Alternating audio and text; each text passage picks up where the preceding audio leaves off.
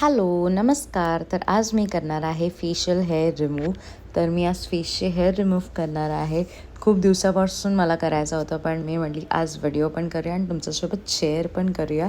So yes, आणि पहिल्यात आधी तुम्हाला फेस वॉश करायचं आहे आणि त्याच्यानंतर यूज करायचं आहे बॉम्बे फेस रेझर. तुम्ही कोणताही रेझर यूज करतात, फेस रेझरच यूज करायचा आहे.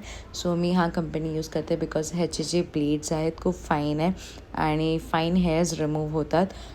त्याच्यानंतर मी लावलं ॲलोवेरा जेल आणि 45 डिग्रीजनी मी रिमूव्ह करते माझे हेअर. खूप फाईन हेअर रिमूव्ह होतात आणि टॅनही रिमूव्ह होतं.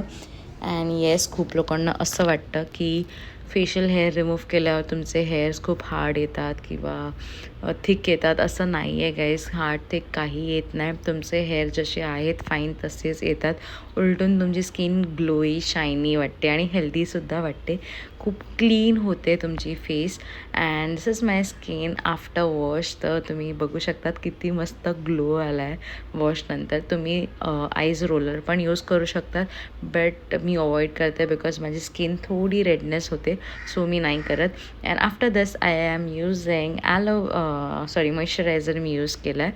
अँड खूप छान मॉइश्चरायझर आहे हा पिलग्रीमचा, जो की ग्लो पण देतो आणि कूलिंग सेन्सेशन पण आहे. आणि yes, this is my final result. Thank you for watching. Love you. Bye bye.